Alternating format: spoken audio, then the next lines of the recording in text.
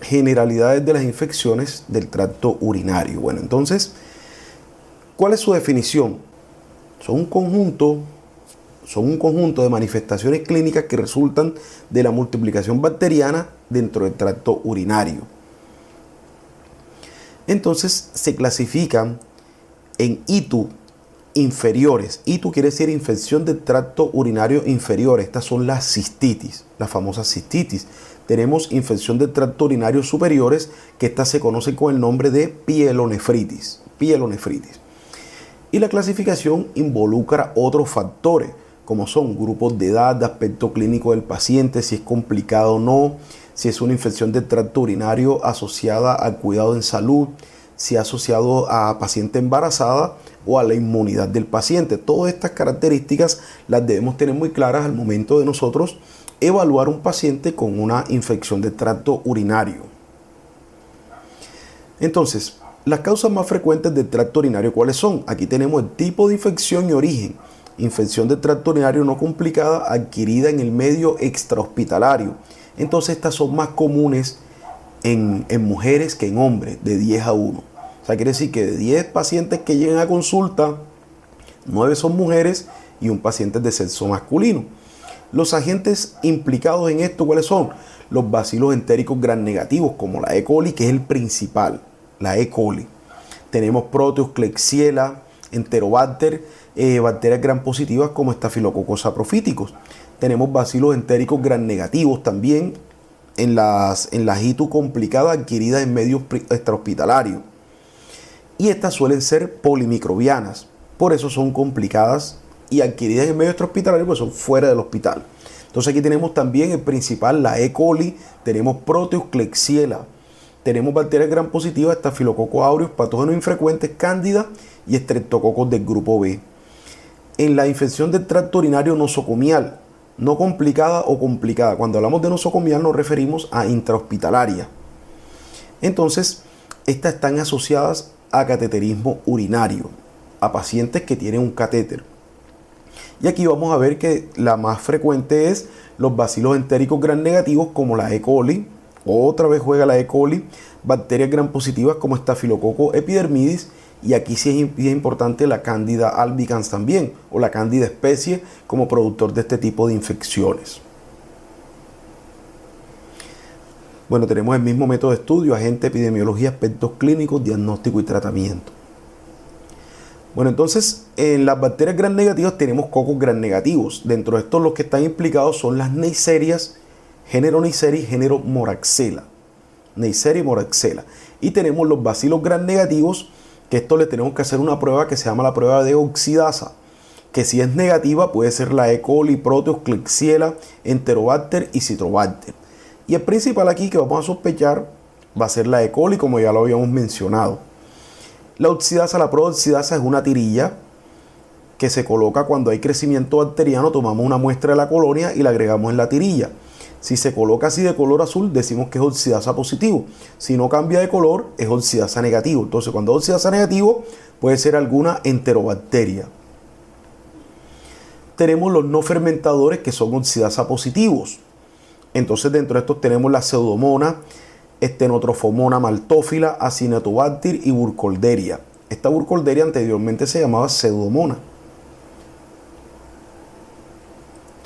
Dentro de los gram positivos tenemos los cocos gram positivos, que pueden ser los estafilococos, estreptococos o enterococos. Tenemos entre los estafilococos aureus, epidermidis saprofíticos. Los estreptococos tenemos los alfa-hemolíticos y los beta-hemolíticos.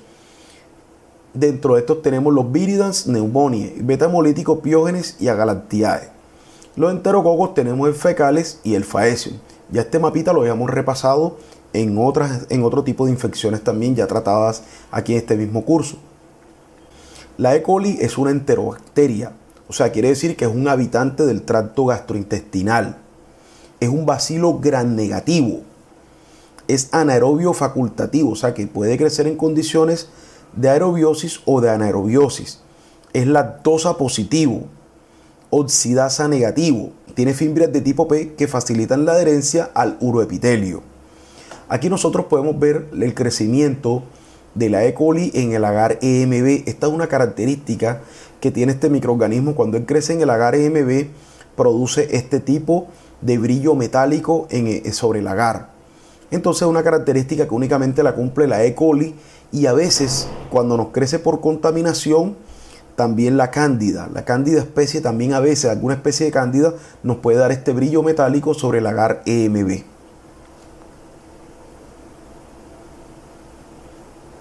Tenemos las enterobacterias, producen esterasa, leucocitaria y nitritos. Esto es alguna característica importante, que siempre que nosotros veamos una infección por donde están implicadas algunas de las enterobacterias, vamos a encontrar que la tirilla nos marca nitritos o que hay nitritos positivos. Esto se lo voy a explicar ahorita más adelante. Y en las ITU no tratadas, infección del tracto urinario no tratadas, podrían estar implicados en la infección ascendente por la E. coli, Proteus, Klebsiella y Pseudomonas. Y en los factores de virulencia tenemos la cápsula, endotoxinas y lipopolisacáridos típicos de las bacterias gram negativas. El Proteus produce ureasa, y esta ureasa está relacionada con la producción de cálculos renales. Produce hemolicinas relacionadas con la actividad citolítica en especies que causan afectación renal. Producen aerobactina. Esta aerobactina incrementa la captación de hierro por las bacterias. Recordemos que algunas bacterias necesitan también hierro para su crecimiento, para poder multiplicar y poder invadir un tejido. Entonces esto está relacionado con la producción de aerobactina.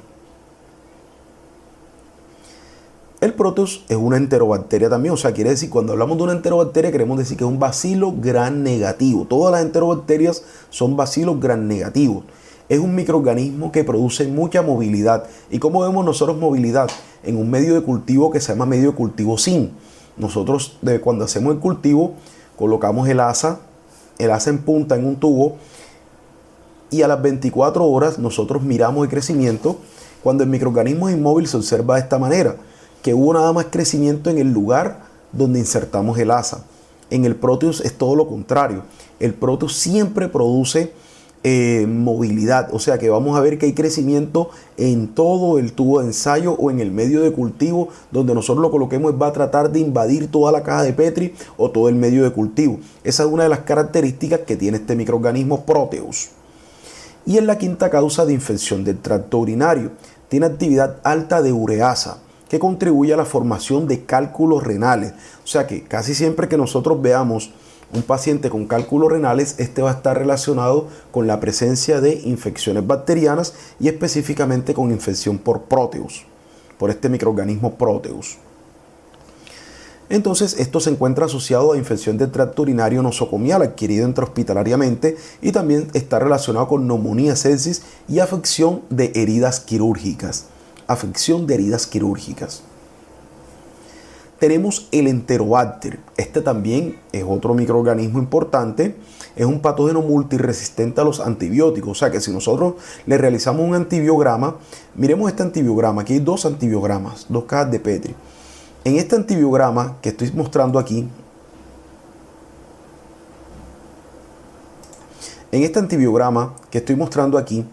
se observa que la gran mayoría de los antibióticos que colocaron frente a ese microorganismo son sensibles. O sea que se puede utilizar cualquiera de estos antibióticos para tratar esta infección urinaria, ya que produce un halo de inhibición. O sea, esto quiere decir que esta caja de Petri estaba invadida de microorganismos, pero al colocarle los antibióticos se difunden en el agar y producen halos de inhibición. Quiere decir que el microorganismo es sensible a ese antibiótico, o sea que ese antibiótico se puede usar para tratar esa patología. A diferencia de este antibiograma, que tiene los mismos antibióticos colocados que este de acá, pero fíjate que solamente 3 antibióticos producen un halo muy pequeño de inhibición, que nosotros tendríamos que medirlo con una regla que se utiliza para medir esta parte, que es la que nos diría si en realidad es sensible o resistente. Entonces esto aquí nos indica que el microorganismo, este Enterobacter, es un microorganismo que es muy resistente, produce beta-lactamasa. O sea que esta beta-lactamasa va a inactivar a todos los antibióticos beta-lactámicos, lo que son penicilinas, cefalosporinas. Y produce carbapenemasas, que también los carbapenémicos también hacen parte de este grupo. Entonces este se asocia a infección del tracto urinario nosocomial. Entonces este también relacionado con neumonía, sepsis, infección de herida quirúrgica. Y también el Citrobacter produce la misma infección a este tipo de microorganismos. Claro que este Citrobacter y este Enterobacter también se encuentran asociados, como son infección del tracto urinario nosocomial. Ellos se encuentran asociados también a pacientes que se encuentran hospitalizados, que los han tratado por largos periodos de tiempo con muchos antibióticos y ya han desarrollado resistencia. Y son microorganismos que eventualmente se adquieren intrahospitalariamente, que son microorganismos resistentes, que ya han tenido contacto con gran variedad de antibióticos y que por lo general ya conservan en su genética la resistencia a este tipo de antibióticos. Entonces las infecciones por este tipo de microorganismos van a ser muy difíciles de tratar, sobre todo si el paciente al que tiene la infección es un paciente que tiene algún grado de inmunosupresión. Bueno, tenemos la Serratia. La Serratia es un microorganismo también, una enterobacteria. La mayoría de las cepas de Serratia marcescens producen unas colonias rojizas de color rojo. Es un microorganismo oportunista, ya que se asocia a infección de tracto urinario nosocomial, a neumonía, sepsis, infección de herida quirúrgica. Muchas especies de Serratia forman colonias rosadas a rojizas, como ya se había mencionado antes. Causa infección oportunista relacionada con catéter, a pacientes que se encuentran hospitalizados y que se les ha colocado catéter. Entonces también pueden producir la neumonía nosocomial y las infecciones de heridas. Aquí nosotros observamos el catéter. Entonces estos pacientes muchas veces, cuando se utiliza el catéter por mucho tiempo, este catéter puede estar colonizado por microorganismos que habitan en ese lugar intrahospitalario. Entonces este catéter puede ser la principal causa o el principal factor predisponente a que mi paciente desarrolle infección del tracto urinario. También están asociados a resistencia a los antibióticos, a beta-lactamasa amplio espectro, cefalosporinasas y carbapenemasas. Bueno, miremos los agentes etiológicos gram negativos. Los agentes causales son en su mayoría microorganismos fecales que provocan infección de vía ascendente, principalmente gram negativos, que son en su orden la E. coli en primer lugar, Proteospeciis, Klebsiella, y luego Enterobacter, Pseudomonas, Stenotrophomonas maltophilia, Serratia, Citrobacter y Morganella morgani, como ya lo habíamos mencionado antes. Entonces la E. coli el 70 al 95% de las infecciones agudas sin riesgo, y la mitad de casos encuentra asociada a infección asociada a cuidado en salud y en pacientes diabéticos. Recordemos que el paciente diabético también, una de las principales características que tiene la diabetes es que el paciente tiene infecciones urinarias recurrentes. ¿Y precisamente por qué? Porque en la orina es un mecanismo, cuando la diabetes no está controlada, existe un mecanismo para eliminar, se supera el umbral renal, los 160-180 miligramos por decilitros en sangre, y la glucosa aparece en orina. Cuando la glucosa aparece en orina, entonces inmediatamente los microorganismos que pudieran estar presentes en el exterior, en la piel, enseguida identifican que hay glucosa, que hay fuente de energía, y eso provoca infecciones urinarias también recurrentes en el paciente diabético.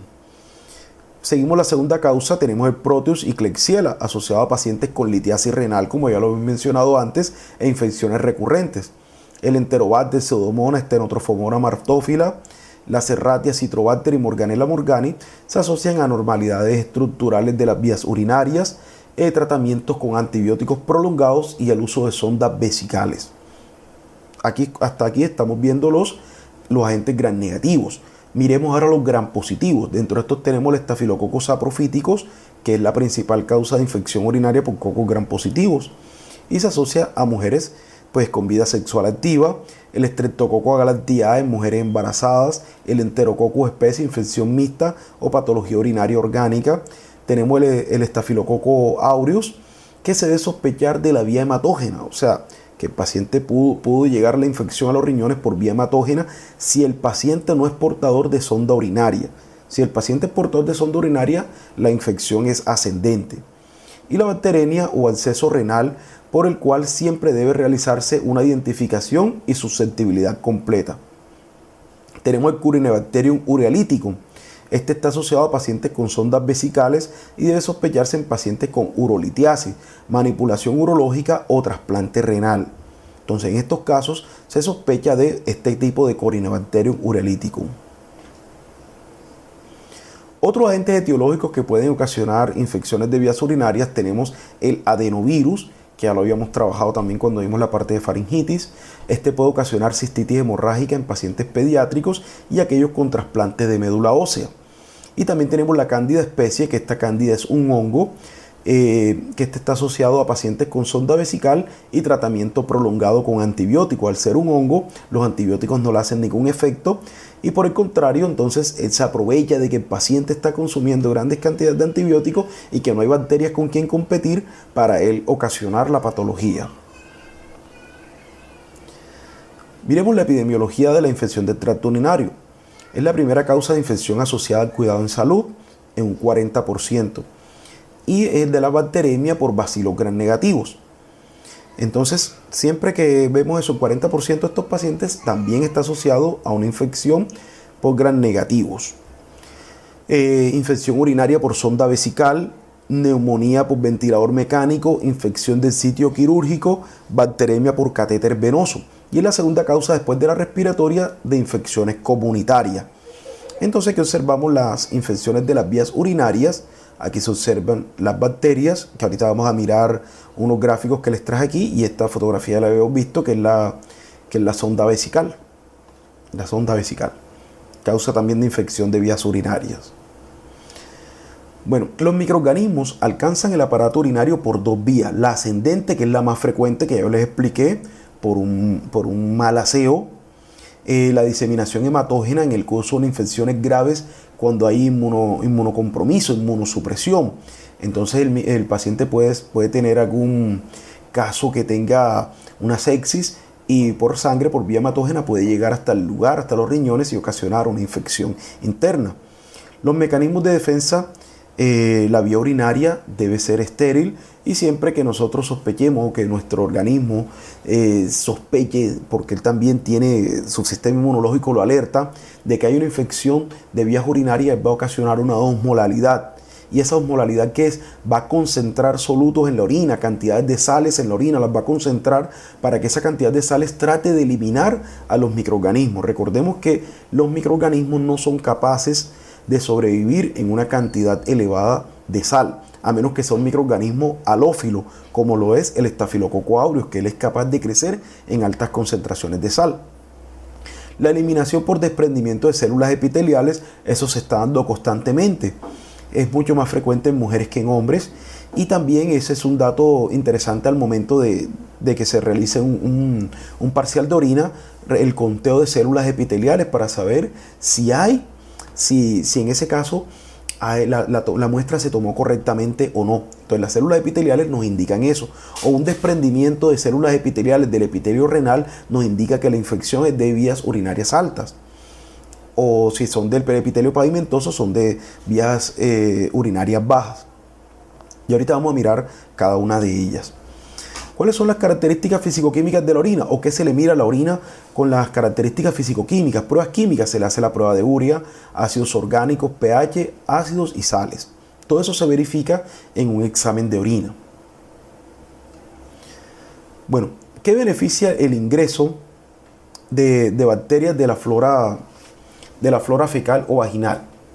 Entonces tenemos el traumatismo o reflujo vesiculoretral. El traumatismo.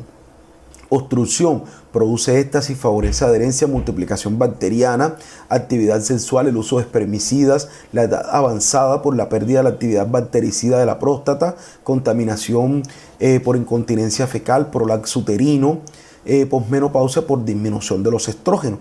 Pero la principal causa y la más común de las infecciones de vías urinarias es el traumatismo, y el traumatismo es causado por los cálculos renales, que son pequeñas piedrecitas que se forman en los riñones y que se acumulan puede ser por la alimentación, o también tiene mucho que ver la genética del paciente.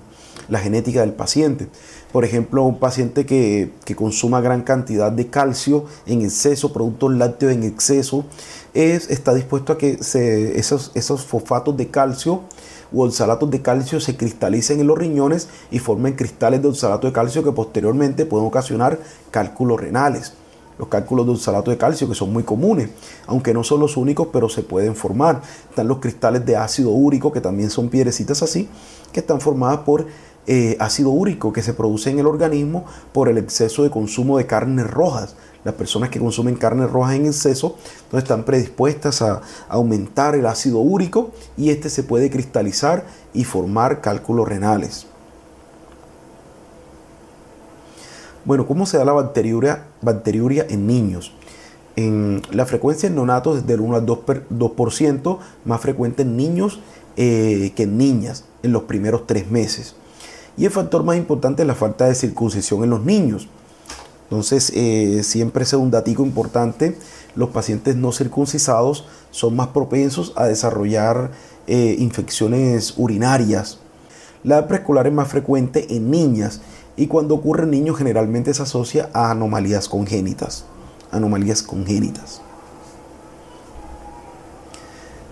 Bueno, frecuencia en adultos. Mayor mujeres, 40-50%, tendrá una bacteriuria asintomática. Factores de riesgo más importantes: coitos frecuentes, uso de diafragma o espermicidas, no orinar después del coito, historia de infecciones recurrentes, embarazo o enfermedad de células falciformes se encuentra asociado también a esto, o infección por VIH asociado a la carga viral. La prevalencia en hombres es más baja y generalmente se asocia a anormalidad anatómica del tracto urinario.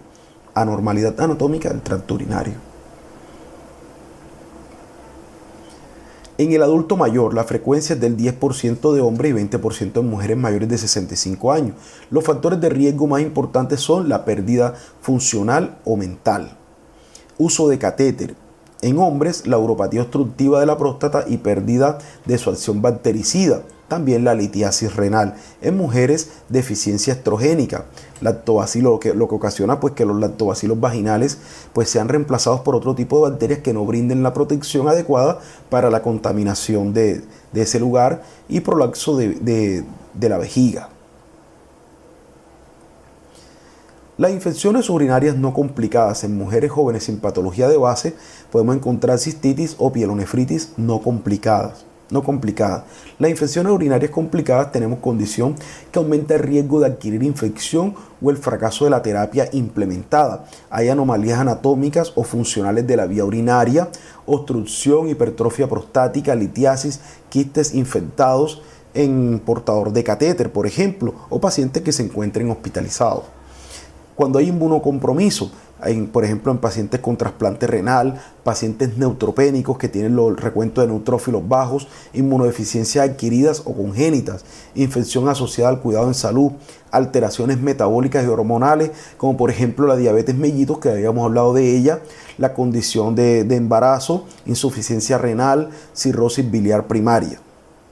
Entonces son manifestaciones clínicas que ayudan al desarrollo de este tipo de patologías, de las infecciones de vías urinarias. ¿Cómo se debe tomar la muestra? Aquí tenemos, esto sí es importante, yo creo que ustedes habían visto algo de esto. Entonces la muestra se debe tomar la mitad de la micción. Cuando a un paciente le recomiendan que se realice un parcial de orina, debe tomar la mitad de la micción, o sea, desechar la primera porción de la orina y va a recolectar de la mitad del chorro medio. Entonces, ¿por qué? Porque en la primera orina, el primer chorro que sale arrastra todas las bacterias que pudieran estar presentes en la uretra, que no están ocasionando infección, solo son comensales o microorganismos que pudieron llegar hasta ese lugar pero que no están ocasionando infección. Entonces, por eso nosotros no debemos tomar la primera porción de la orina. Eso es algo bien interesante. Entonces, y después recolectamos la segunda porción de la orina y desechamos el resto. Esa puede ser un mecanismo para tomar la muestra. La otra puede ser para los niños, los bebés, los recién nacidos. Se deben utilizar las bolsas desechables previo lavado de los genitales. También obviamente en el adulto, antes de tomar la muestra hay que hacer lavado de genitales. Antes de orinar se debe utilizar la primera orina de la mañana porque es la que está más concentrada, aunque también cabe notar que cuando el paciente tiene infección urinaria, a cualquier hora que se tome la muestra, esta va a dar positiva. Entonces se recolecta la muestra y si esta no se puede transportar enseguida en laboratorio, se debe guardar en refrigeración, no en congelación, en refrigeración. Y luego pues se transporta al laboratorio. Aquí nos dice que el volumen mínimo es de 3 mililitros. En realidad debe ser una muestra representativa, se debe llevar lo máximo que se pueda porque muchas veces se debe repetir la muestra. La otra, pacientes con sonda, pues se toma directamente de la sonda. Y otros pacientes cuando tienen a veces obstrucción que no pueden orinar, se debe realizar una punción suprapúbica, como observamos aquí. Una punción suprapúbica para tomar la muestra. Bueno, ¿qué se hace en el parcial de orina? Cuando hay un diagnóstico presuntivo, puede haber bacteriuria asintomática o no. Y nosotros vamos a observar en algunos casos nitritos. Cuando los nitritos están positivos, eso quiere decir que hay cantidad alta de bacterias. Podemos observar la piuria mayor a 10 leucocitos por milímetro cúbico sin centrifugar. La piuria se le llama células de pus, o sea, glóbulos blancos. La hematuria es la presencia de sangre y esta puede estar presente por cálculos, tumores, vesiculitis, glomerulonefritis, tuberculosis renal. Generalmente la principal causa de una hematuria son los cálculos renales, la principal. O una infección urinaria que también puede ocasionar la salida de pocos glóbulos rojos que se puedan observar en sangre. Pero generalmente cuando hay sangre en la orina es por cálculo renal, es lo principal, lo que sospechamos de una. Por eso aquí está cálculos o glomerulonefritis, que es la infección. También vamos a observar en algunos casos proteinuria. Obviamente si hay sangre, en la sangre hay proteínas, vamos a observar proteinurias en la orina. Y la principal causa de la proteinuria es la inflamación, la glomerulonefritis, los glomérulos, donde se encuentra la cápsula de Bowman, que es el lugar donde se filtra la sangre.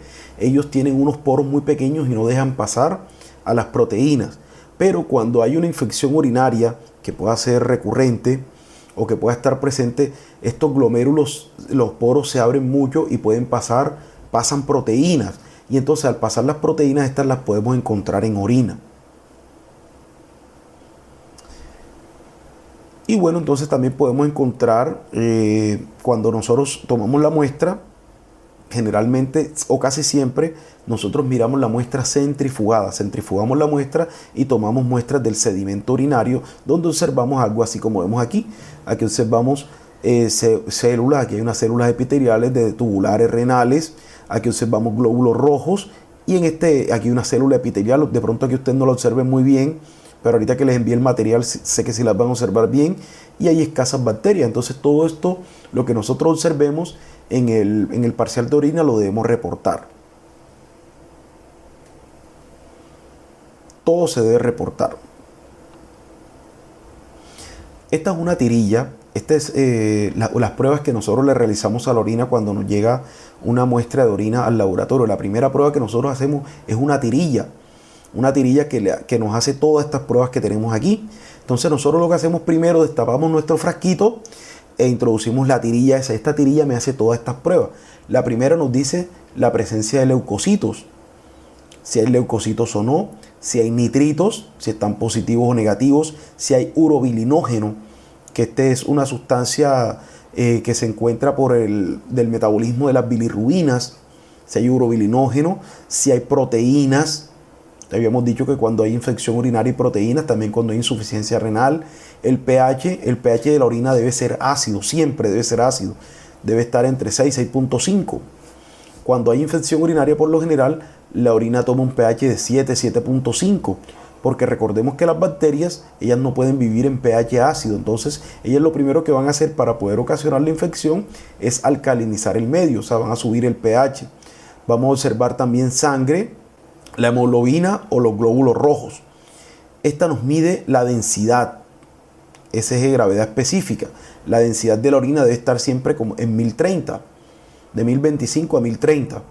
Entonces, cuando la orina tiene la densidad mucho más baja, quiere decir pues que está diluida. Si está muy elevada, Entonces podemos sospechar también de una infección, que están concentrando solutos. Tenemos los cuerpos cetónicos. Estos se encuentran sobre todo cuando hay deshidratación. Observamos cuerpos cetónicos. Hay bilirrubinas que también se pueden observar por el metabolismo de las mismas bilirrubinas como tal, y la glucosa, que es una de las últimas pruebas que se realiza. Esta glucosa pues nos mira si el paciente está eliminando glucosa por la orina. Recordemos que la glucosa nunca debe aparecer en orina, a menos que el paciente sea diabético. Estos son algunos artefactos que pueden aparecer en la orina de pacientes normales. Entonces, esto es un cilindro epitelial, de células epiteliales. Los cilindros siempre aparecen cuando hay proteínas. Estas son células epiteliales del epitelio de transición también. Estas son células. Aquí observamos hematíes, que son glóbulos rojos.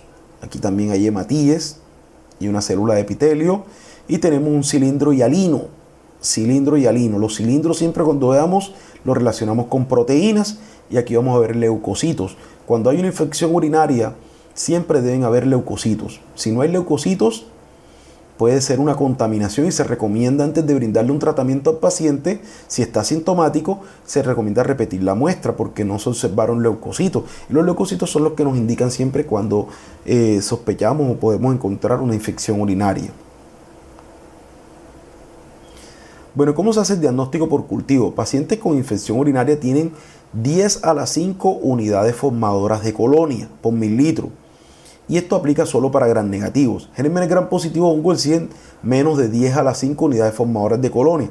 La Sociedad Americana de Enfermedades Infecciosas, para usar el antibiograma para cistitis, con 10 a la 3 unidades formadoras de colonia, o 10 a la 2 unidades formadoras de colonia más un uropatógeno, si el uropatógeno fue el que se aisló. Y el tipo de bacteria aislada ayuda a diferenciar entre una contaminación o una infección. Nosotros, cuando nos llega la muestra de orina, tomamos un asa de este tipo. Este asa tiene la medida, está estandarizada, de esto es lo que se va a cultivar. Entonces nosotros metemos esto en la orina y luego lo trapeamos por toda la caja de Petri, lo frotamos por toda la caja de Petri.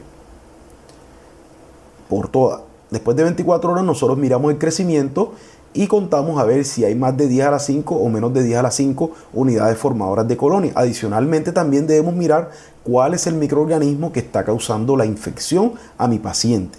¿Cuál es el microorganismo? Bueno, recuentos altos con más de una especie de bacterias en orina de una persona asintomática generalmente es contaminación. Las infecciones mixtas son el 5% o menos. Entonces, si hay más de 10 unidades formadoras de colonia, el paciente está asintomático y hay más de 2 microorganismos, eso es una contaminación. ¿Contaminación con qué? Una muestra mal tomada, el paciente no se lavó los genitales, no desechó la muestra del primer chorro, o cualquier otra contaminación, no refrigeró la muestra, demoró mucho tiempo en transportarla al laboratorio. Entonces se debe repetir la muestra, explicarle el proceso y que repita la muestra nuevamente. La muestra por sonda vesical. Cualquier cantidad de microorganismos o 50.000 unidades formadoras de colonia en hospitales actualmente se considera infeccioso, ya que esta muestra por sonda se considera que es una muestra que debe ser limpia. Y la muestra por punción suprapúbica es la mejor, solo que es muy invasiva porque hay que puncionar al paciente. Entonces, si esta muestra nosotros la tomamos, obviamente hacemos la asepsia en este lugar y tomamos la muestra, y cualquier microorganismo que se aísle en esta muestra se considera patógeno y hay que dar tratamiento. Bueno, el diagnóstico ya lo habíamos dicho, se debe realizar primero la muestra en fresco, se centrifuga la muestra, luego que se centrifuga se analiza en microscopio y se hace recuento de todos los microorganismos, luego se hace recuento de colonias y se hace su antibiograma para realizar el diagnóstico. Entonces, los mecanismos de resistencia bacteriana es evitando la interacción con los PVP. Los PVP son unas enzimas que tiene el microorganismo que van a ayudar a formar la pared celular. Entonces, esto sobre todo para los betalactámicos. Para los betalactámicos el microorganismo evita la unión con los PVP, o el microorganismo puede modificar los PVP para que el antibiótico no los dañe, hidrolizando el antibiótico, y produce betalactamasa. O sea, el microorganismo produce una enzima que inactiva el anillo betalactámico. Bueno, ¿cuáles serían entonces los antibióticos que se pueden utilizar? Cefalosporinas, Aztreonam, penicilinas.